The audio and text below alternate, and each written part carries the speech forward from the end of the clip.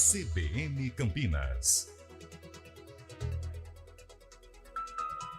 10h17, a gente fala de recuperação de crédito. Esta que pode ser uma opção às empresas que quebraram durante a pandemia e ainda sentem os reflexos ou já conseguiram, de alguma maneira, equilibrar essas finanças. Para conversar sobre isso, a gente tem aqui nos nossos estúdios a Giovana Vanni. Ela é advogada empresarial e traz alguns detalhes e dicas, principalmente. Giovana, um bom dia, obrigada pela sua presença. Bom dia, Carol. Bom dia, Guilherme. Obrigada a vocês. Bom, a gente vai primeiro ouvir a história da Vanessa Zug, porque ela é empresária e passou por essa dificuldade e nos conta agora, antes da gente tirar as dúvidas aqui com a doutora Giovana.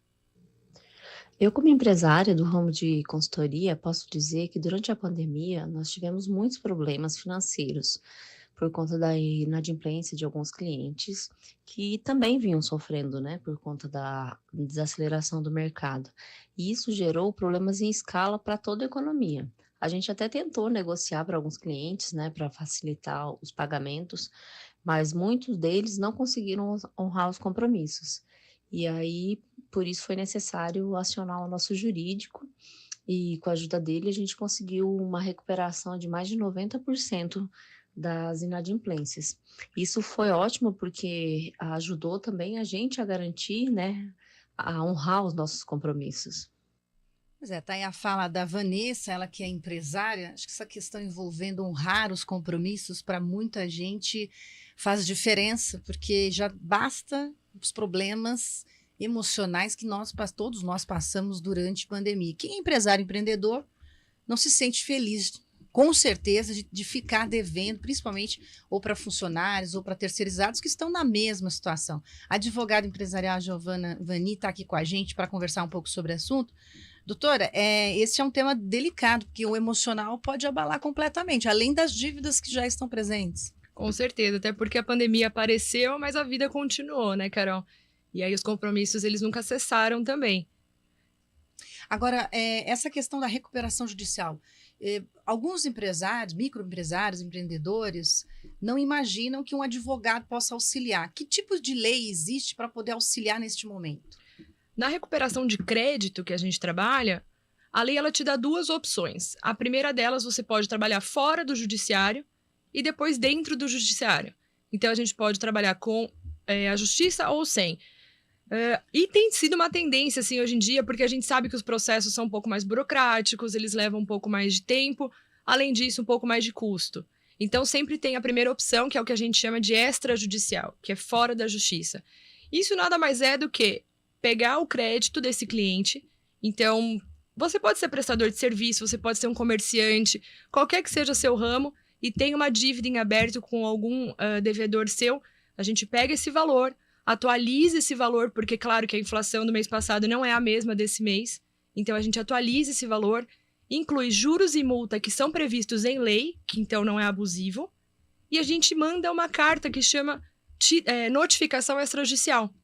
Essa carta, ela me ajuda muito, Carol, porque ela pode resolver meu problema ali, porque a pessoa, assim, querendo ou não, ela quer receber. Ela quer receber, né, Carol? Quer evitar todo esse trâmite na justiça também, né? Exatamente. Que isso se arraste, né? E quem recebe é um susto um pouco maior, né? Fala, poxa, já saiu do aviso, né? A gente tá num pré-processo, que é o que essa notificação é.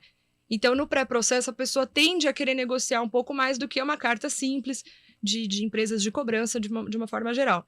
Então, isso tem ajudado muito o empresário que não tem tanto para investir, vamos dizer, quanto num processo e resolve o problema ali. E essa questão da recuperação de créditos, ela, assim, digamos, tem algum limite de valor ou é para qualquer valor de dívida? Quando que é mais viável utilizar isso? Qualquer valor, Guilherme, desde que a pessoa tenha interesse, aí a gente faz os cálculos e o próprio cliente que vê se vale a pena para ele ou não. Dependendo do fluxo de caixa, não, isso para mim vale a pena, isso não, ele acaba escolhendo e a gente faz os cálculos aí. Porque às vezes a pessoa já está com dívida e pensar em investir num profissional, a mais ali, num advogado para poder fazer esse processo, vai, num primeiro momento, achar que é mais custoso. Mais um gasto, ela pode pensar, né? É uma tendência, até porque se a gente pensar no nosso mercado, como ele funciona, a maioria maçante dos empresários hoje no Brasil são os microempreendedores individuais, é a microempresa e empresa de pequeno porte.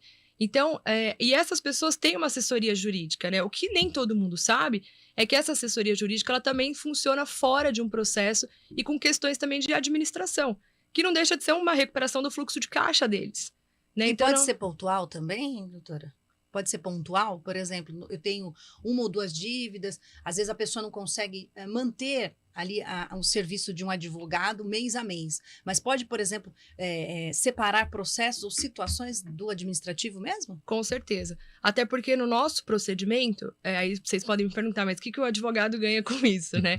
Que se não vai ter um pagamento ou um investimento inicial, como que a gente faz? Eu cobro honorários do devedor. Então, o devedor também paga essa conta do empresário que veio me procurar.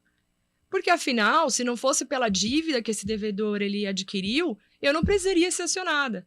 Né? Então, nada mais justo que a pessoa que ocasionou esse problema pague por esse custo para o advogado que foi acionado.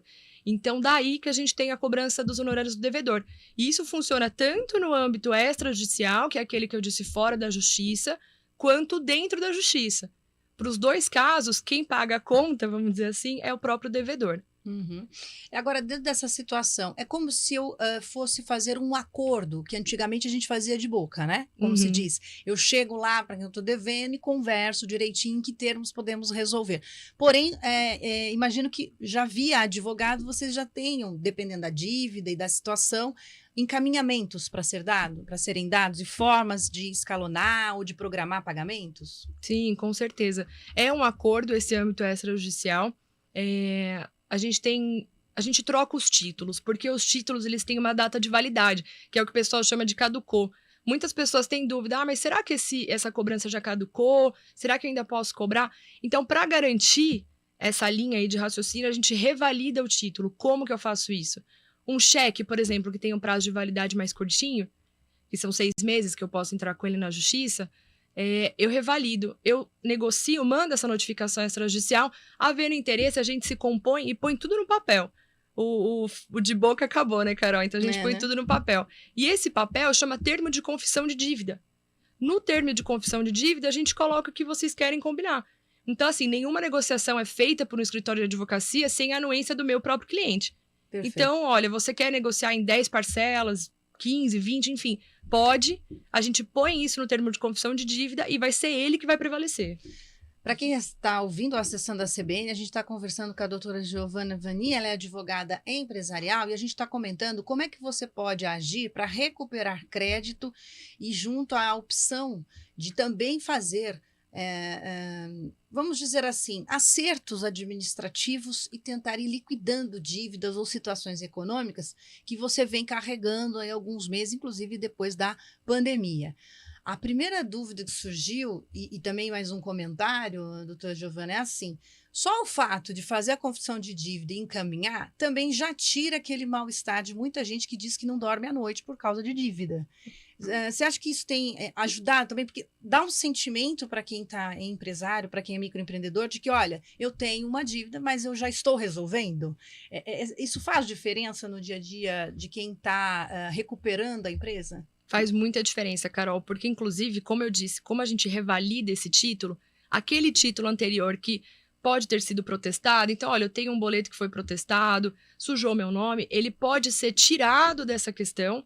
Então, eu tiro esse protesto, você consegue seu fluxo funcionar melhor. O nome também. O nome funciona melhor, os fornecedores vendem melhor, então, assim, você tem mais crédito aí no teu próprio mercado para se desenvolver e você revalidou sua dívida. Vamos negociar daqui para frente. Esquece o que ficou para trás, embora tenha sido o motivo disso. Esquece o que ficou para trás, vamos ver daqui para frente como que eu vou resolver. E por isso que o acordo é sempre o melhor negócio. Doutora, a gente falou agora há pouco sobre os valores, né? Que para qualquer valor você disse, mas pelo que você acompanha, né? Você disse que tem muito MEI que tem esse problema de dívida. Mas qual que é a faixa assim, de dívida que o pessoal tem mais recorrido a recuperação de crédito? Qual a faixa, assim, quantas pessoas devem mais ou menos de 100 mil a 1 milhão, é menos? Quanto que assim que você tem, dá para ter uma ideia? Não, menos, até menos, viu, Guilherme? Porque as pessoas, elas pegam, a gente cria malotes, né? Então ele, olha, ele vê no próprio fluxo de caixa, hoje eu tenho eu perdi um crédito de até, sei lá, 5 mil, eu vou procurar advogado. Leva todos, embora os itens separadamente não valham tanto, quando eles se somam, tanto para o caixa quanto para os honorários, assim, eles funcionam bem. Então, se for um valor abaixo de 5 mil, eu aconselho que se acumulem.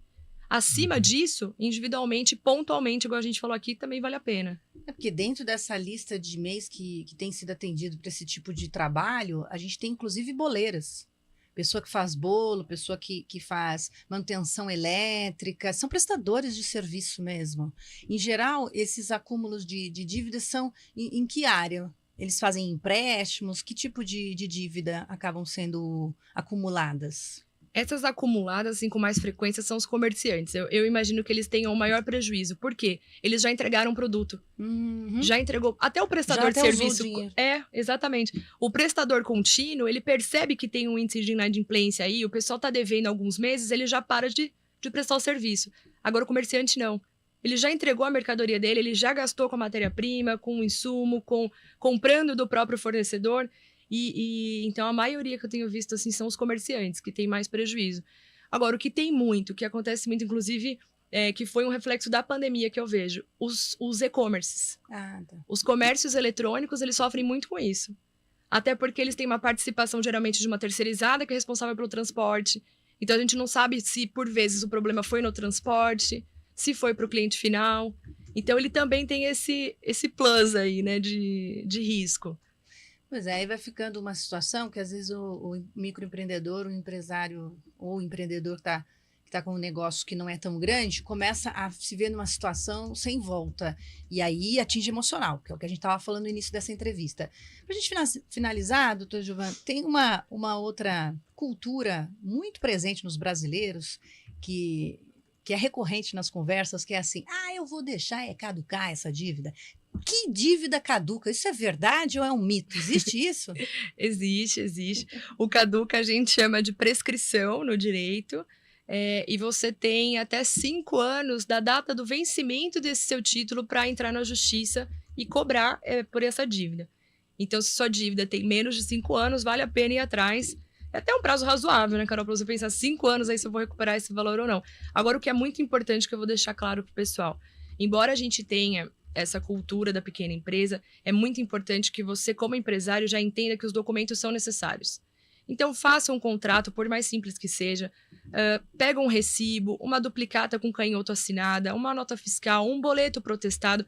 Quanto mais rico em documento você ficar, mais seguro o seu negócio vai ser. Porque tem gente que faz ali uma prestação de serviço, foi R$50, foi 100, é pouquinho, mas depois lá na frente, sem um registro desse, pode ser um problema, então? Pode ser. Essa carência de documento não contribui muito para a gente recuperar. Mas é simples. Hoje o MEI, ele consegue emitir a própria nota fiscal diretamente no site da prefeitura. Não exige uma contabilidade muito complexa. Isso ajuda muito. O próprio MEI, ele vai lá, emite a nota fiscal, já tem ali um registro da comercialização, né, de onde veio. É muito, muito fácil e é muito eficaz. O fato tem que manter em ordem, né? Mesmo que com dívida, no dia a dia, tudo direitinho, papel registrado, porque aí lá na frente, querendo recuperar, recupera, é isso? Recupera sim. Doutora, quero te agradecer pela participação, esclarecendo, trazendo um pouco de prestação de serviço para os microempreendedores, os empresários que estão aí com dívidas. A orientação mais destacada aqui foi essa. Você tem até 5 mil em dívidas, deixa acumular, mas busque a recuperação de crédito através aí de uma conciliação ou de um documento redigido realmente por um profissional. Isso pode te ajudar a avançar e planejar a saída desse momento difícil. Doutora Giovanna, obrigada, pela entrevista e